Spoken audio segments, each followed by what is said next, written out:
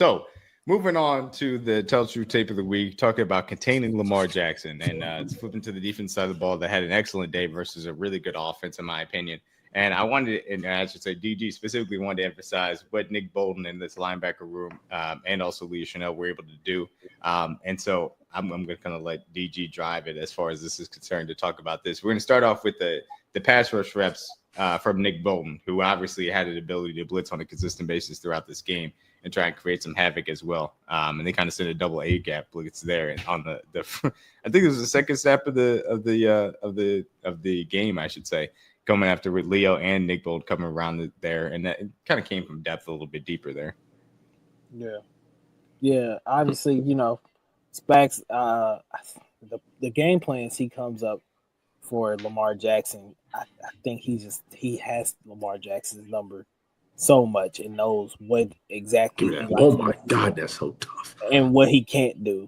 And I said this last week in the pod, man. There are points and times if you press Lamar Jackson enough, he will give you one or two or three. You never know, but he will definitely get into a mode where he just takes a little bit too much and tries to do a little bit too much. And that's just the kind of player he is. And sometimes it works for him just because he's that talented. But then sometimes this is what happens. This is the result.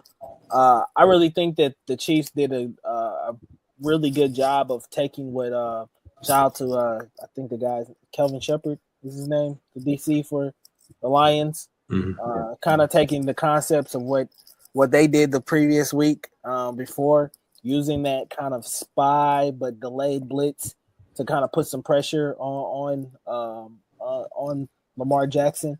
You don't necessarily want to try to go after him because we know how good Lamar Jackson can use his legs in that nature, and we know what kind of runner he is, especially when he gets in open space. I'm pretty sure that Alex Okafor is still having nightmares of Lamar Jackson in Arrowhead. Oh, he broke his ankle so bad that day. That was so bad. I remember that play. That was funny. But, those are the type of things, Lamar Jackson is capable of. And I think they did a good job this week of not only getting after him, but rushing with integrity, rushing and keeping your pass lane integrity. And I think Nick Bolton, to me, had a phenomenal game. To get that assignment of being that kind of delayed spy blitzer, I think he did a great job, especially coming right up the middle, as you see right here, and just pestering and making Lamar Jackson's life hell. Not necessarily, and this is not necessarily Nick Bolton trying to be a hero or trying to get the sack or anything like that. This is just pestering him and making him be honest and try to get the ball out of his hands as quick as possible. They did it on 4th down, did it on 3rd and long. You see right here, delayed, and then just coming up the middle and just forcing him to get the ball out. I love this so much. Again, this is the biggest thing you saw from the Lions last week. I'm sorry to cut you off, DG, but this is so exciting. And this is, I understand, I get it. He's not that great at coverage. We understand he has limitations. I totally understand it. But you can't, at the linebacker position, it is so vital to have the instincts and understanding of how to manipulate the front and how to get everybody else lined up behind you. And this is just an example of how smart a football player he is. He's playing the spy role, but it's not a straight spy. It's not, hey, I'm just going to sit here at the line of scrimmage and try and mirror. No, the point is to try and get the ball out of the quarterback's hands as well by him and him in. And he's I'm going to play it. I'm going to be, nope, I'm coming. I'm not coming. Hey, guys, you guys look there. Yeah. Go help on Charles Omenihu and as soon as you move. No. I'm not coming. I'm just saying, don't worry. Oh, now I'm coming. Thank you. That's the stuff that gets me excited because it's smart football play. And it's smart, intelligent ability to be able to manipulate offensive lines. And that's an example of it, to say the least. And like you said, DG, he just did a great job of being very heady and understanding when to tempo his rushes, understanding how to find the gaps in the middle of the offensive line as well. And he showed it throughout the entirety of the game. But I'm going to let you keep on talking. And DG, one thing, if you notice how, all the time when Lamar gets out of the pocket, it's always to his right. Mm-hmm. Like, he never, gets flushed, to his left. Yeah. Yeah. So that's the thing that Spags noticed, and he kept doing those same things that the Detroit Shepard DC did as well, like you mentioned.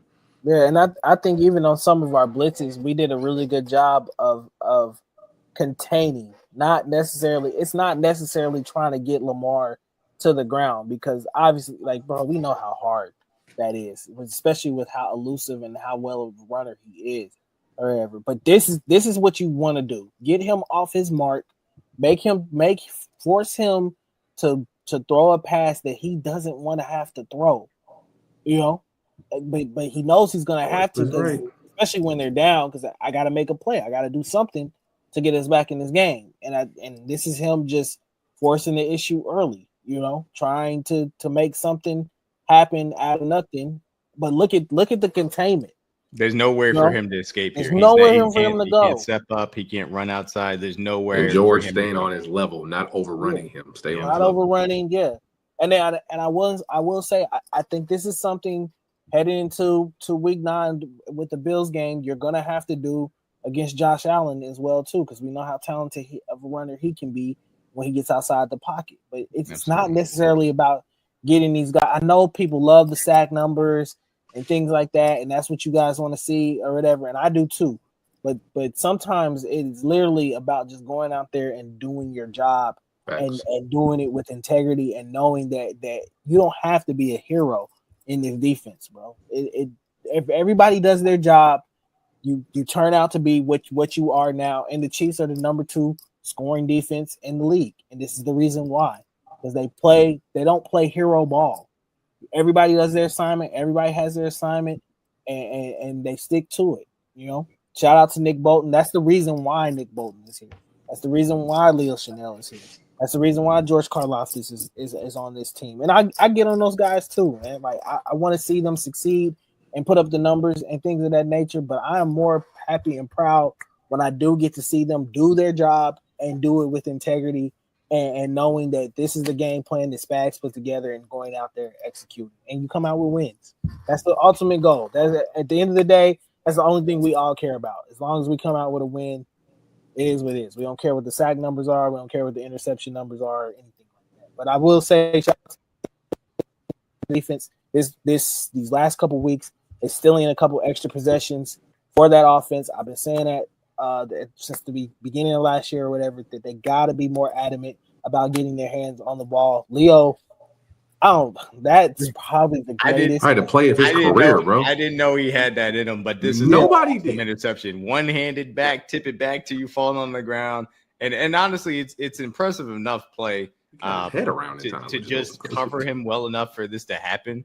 To be covering him and then get your head all the way around and get your hand on the ball. That alone is impressive enough. Crazy. To bring this in for an interception is awesome. Just a great play by Leo. I wanted to make sure that we highlighted that before we got to the Leo play Chenal, of the game for me. The Leo Chenal pass rush aspects of this, and he was lined up a lot on it, obviously on the edge, and being able to trying to contain Lamar Jackson on a consistent basis, just doing that. And again, he's not necessarily a true edge rusher. He is going to have some issues as far as that is concerned. But again, for what we asked him to do, really playing that pseudo fourth down defensive lineman spot and then doing a lot of spy stuff too, and hemming in Lamar Jackson, I thought he did a good job. Yeah. All around great game plan from Spags and that defense, man. The first drive was obviously a little rocky. But I think that's more indicative of the Ravens just being prepared in their first 15. And that first, like I told some people in the space, though, that first 15 is just it's so hard to game plan for that, because you literally don't know what they're going to run coming out. That's why you have to settle down in the game. But that's where a good defensive coordinator, says, hey, we know what didn't work here. We'll take it into account and adjust accordingly. And that's exactly what he did. This is another good example, I should say, of the rush contain. A good job making sure he's not escaping out to the right and then can get back to the left. I think there's Jerry Tillery there doing a good job of getting him on the ground as well. This was Leo Chenal kind of pass rushing on the edge here. This one he end up getting contained because Charles Omenihu ended up getting braced down, and Lamar ended up scrambling for that first down there on the edge. Leo, Bolton, and Tranquil all lined up. Leo trying to hold the guy off with one arm, which was hilarious. I'll say that, to say the least. And again, Leo trying to make sure, hey, he doesn't get anywhere outside. Doing a good job, not over pursuing as well. The entire defense here. Just make sure, hey, we're not going to go for any hesitations. We're just going to make sure we hem into the sideline and get him out of bounds as well. Again, Leo doing a good job, and this is way again to hold it from the whole. This is a turnover that is created because Leo is in the right place at the right time as far as the quarterback spy is concerned. Obviously, Chris Jones causes the pass rush and the pressure that ultimately gets Lamar off the spot. Hey, I know the Ravens fan hate their right guard 77. He had a long day. Yeah, for Lele. This is so bad. Look at this play. Yeah. My heart goes out to you, Ravens fans. I can understand why y'all don't. Bro, I know they be mad. Yeah. Oh, good Lord, Jesus! Come here. I got get the bad. It's always bad as an offensive lineman when you get the double whammy. Not only did you get beat bad, but you also got the holding call on top of it, and then the fumble. But again, good job by Leo Chenal. Again, just flashing enough inside to cause him to go back outside, and he ends up hitting his offensive lineman and causes that fumble there, which honestly was a big play in the game at the time, unfortunately, which we won't necessarily hit on too much. But Harrison Butker continues to be an issue and continues to underperform where he should be, and that ended up being a 6-point swing where it should have been a good field goal, and honestly going into the half with an even bigger lead, in my opinion.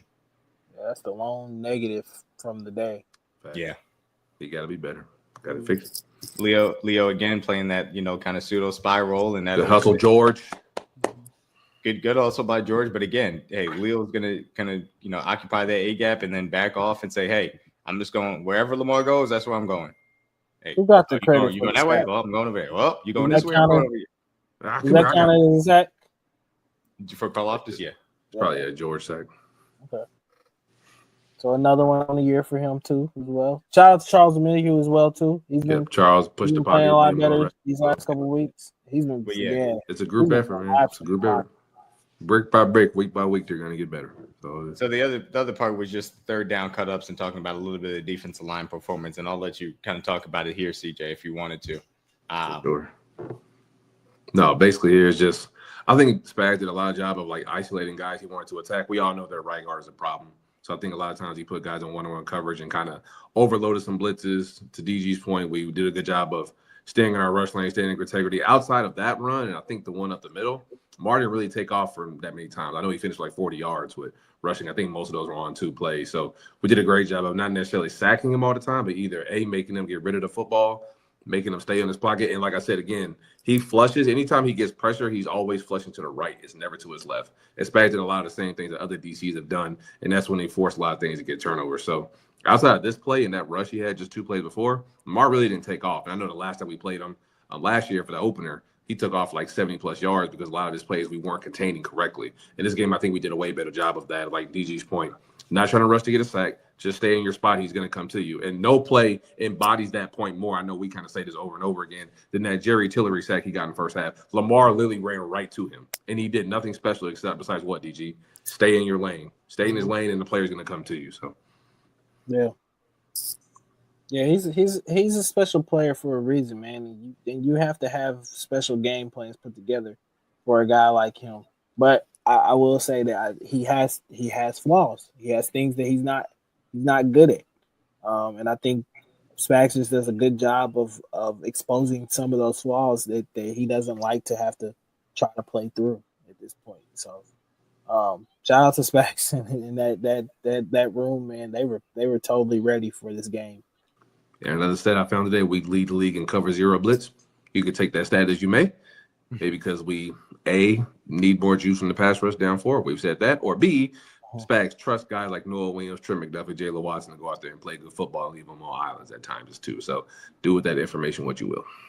Yeah, and honestly, I'm glad you mentioned that. I'm going to end up doing a stay scheming about Noah Williams because I want to talk about his performance really through these first 4 weeks, and which you saw versus the Ravens as well. But that was the whole game plan around being able to contain Lamar. A good job of having everybody rush together, hem him in, get him down on the ground when it happened, and good use of the linebackers to